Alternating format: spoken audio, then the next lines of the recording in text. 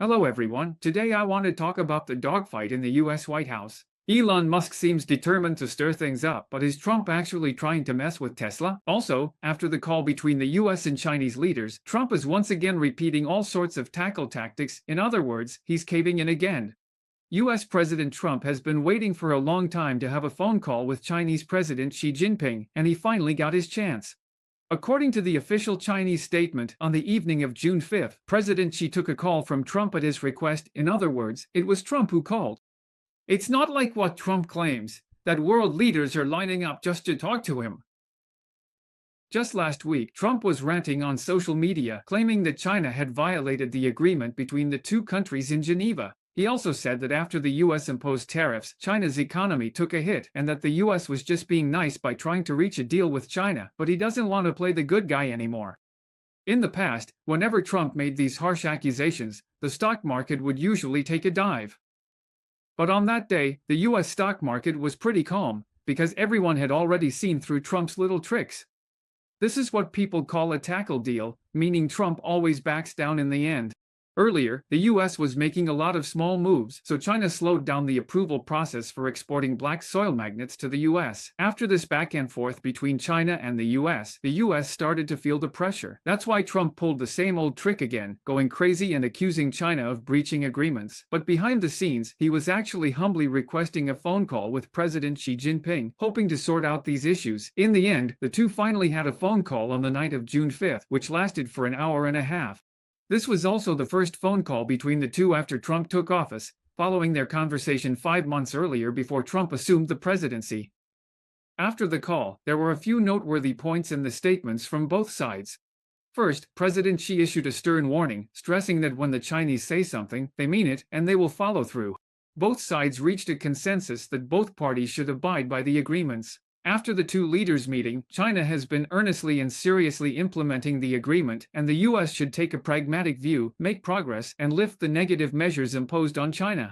From President Xi's remarks during the call, it's clear that he directly criticized the US for taking several negative actions. Second, Trump tried to accommodate China. According to Xinhua news agency, Trump expressed that he has great respect for President Xi. The relationship between the US and China is very important. The US is pleased China's economy is growing strongly and believes US-China cooperation is fruitful. The US adheres to the One China policy. The two economic and trade talks in Geneva were successful. Good agreements were reached. The US is willing to work together with China to implement the agreements. The US welcomes Chinese students to study in America. All the remarks quoted from Trump so far have been positive. He stated that he is happy to see China's economy remain strong, rather than wanting to see China's economy collapse. And regarding the three major issues raised by China about its dissatisfaction with the US, Trump directly responded to one of the implementation issues by saying that Chinese students are welcome to study in the US. Second, the overall outcome of the meeting was positive. After the meeting, Trump described his phone conversation with President Xi as very good, saying it brought very positive results for both sides. Although the Chinese statement did not describe the talks as very good, it did quote President Xi as saying he welcomes Trump to visit China again. Trump also expressed his sincere thanks. Since China extended an invitation for Trump to visit, it's likely that China's requests were already met during the meeting. Otherwise, President Xi wouldn't have bothered to invite Trump to China. Fourth, both China and the US got what they wanted. Regarding the US's shortage of rare earth magnets, Trump described it this way when he met with reporters at the White House later. Last week, the China-US agreement went a bit off track, mainly because the deal was too complicated. You know, we have an agreement, and our talks were mainly to clarify some of its terms.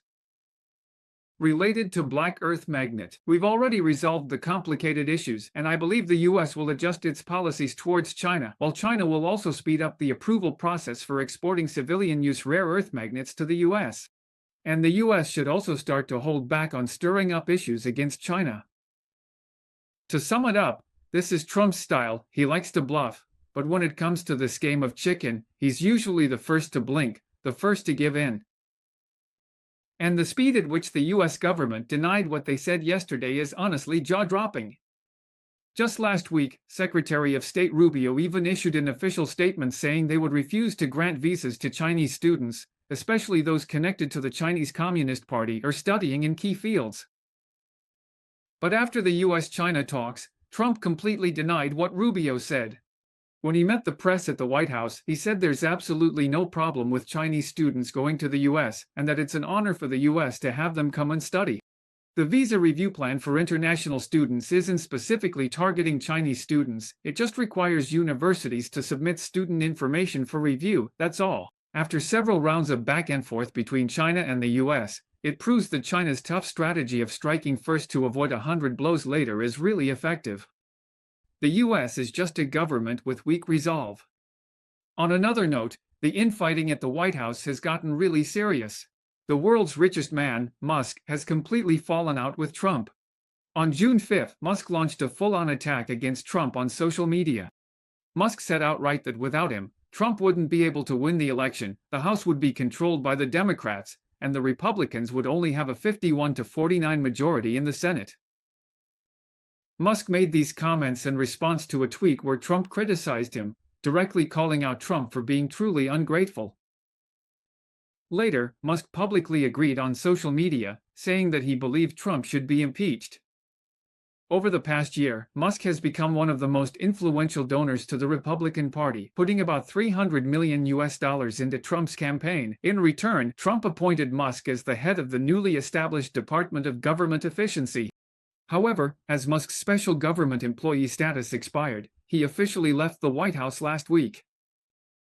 On the surface, the core conflict between the two seems to be Trump's recently promoted tax reform bill, the Great America Act. This proposal focuses on tax cuts and reducing spending, but at the same time increases defense spending and allocates more funds to crack down on illegal immigration. On June 4, Musk openly criticized this bill on X, saying it would saddle the US with a heavy debt burden. Trump, on the other hand, told the media at the White House on June 5 that Musk was angry because the bill cuts incentives and subsidies for electric vehicles. He said he was disappointed in Musk. Musk later responded on X, saying it doesn't matter even if the bill kept the clauses cutting subsidies for electric vehicles and solar energy, all those disgusting pork barrel projects in the bill should have been scrapped as well. He said he hadn't seen the so-called Great American Bill before it was introduced. Although Musk is extremely active on X, he even dug up several old posts from over a decade ago where Trump opposed deficits and raising the debt ceiling, and questioned where that person has gone now. Trump later responded on his own social media platform, Truth Social, saying, "Elon, he's losing control, I told him to leave.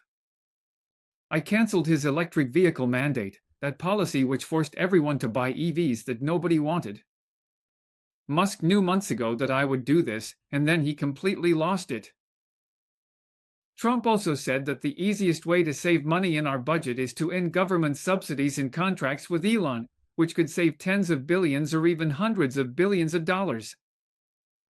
I've always been surprised that the Biden administration hasn't done this. Musk didn't back down either, and immediately said that in response to Trump's statement about canceling government contracts, his SpaceX company would start delaying his Dragon spacecraft right away. Currently, America's manned space missions rely heavily on Musk's Dragon spacecraft. NASA originally wanted to support Boeing's Starliner to compete with the Dragon spacecraft, but the Starliner didn't live up to expectations. After carrying 2 American astronauts to the International Space Station last year, it malfunctioned, forcing the 2 astronauts to stay in space for 9 months. In the end, the two had to take SpaceX's Dragon spacecraft back to Earth in March this year. Trump threatened not to give contracts to Musk, so Musk said he would retire the Dragon spacecraft, which would mean the US wouldn't have any spacecraft to bring astronauts back to Earth. What Musk said was actually pretty spot on. And that's not all. Musk even revealed that Trump is allegedly involved in the Epstein sexual assault case, and that's the real reason why the US government hasn't made the Epstein files public. He said, "It's time for me to drop a bombshell. Trump appears in Epstein's files, and that's the real reason why those files have never been made public. Have a nice day, Trump." The whole situation has gotten really ugly. According to Politico, White House aides are working hard to persuade Trump not to escalate things further. They're advising him to focus on getting the Great America Bill passed in the Senate, and to arrange a phone call between the two to ease the tension. But this war of words between the two will also come at a cost for Musk. After Trump criticized Musk, Tesla, which is under Musk, saw its stock price plunge by 14.35%, with a staggering $150 billion in market value wiped out in just one day. There are a few points of contention in this matter. First, car subsidies probably aren't the main reason for the exchange between the two, although Musk has repeatedly and publicly criticized the Great America Bill, saying it will saddle the US with a heavy debt burden. But Trump said that Musk opposes the bill because he doesn't like the cancellation of car subsidies in it. However, when Trump was running for office, he had already said he would cancel car subsidies, and Musk still supported his campaign. So, it's clear that this isn't the main reason. Second, everyone in the White House is constantly talking about Musk, and that's a key point. When Trump first took office, his relationship with Musk was way too close. Now, even people like Treasury Secretary Bessent and Secretary of State Rubio have had conflicts with Musk. All these people keep bringing up Musk in front of Trump. After hearing it so many times, Trump started to believe it. Originally, Musk wanted to stay on, but he wasn't reappointed. And on the day he left, the candidate for NASA director nominated by Musk was also replaced. That was probably the beginning of the fallout between the two of them. Third, there were all sorts of similar vibes, but it could also be said that they casually decided to cancel Musk's space contract, and Musk could threaten to delay his Dragon spacecraft. If he really did that, it would seriously threaten US national security. The political infighting in the US can get this nasty, it's honestly beyond imagination. Fourth, don't underestimate Musk either. The way he's playing this big might actually be intentional. By joining the Trump administration, his image took a hit, and Tesla's business suffered a big drop. He might actually want to stir things up with Trump, taking the lead in opposing the Great America Act, hoping this could help restore Tesla's reputation. Looking at it this way, it really feels like a palace drama.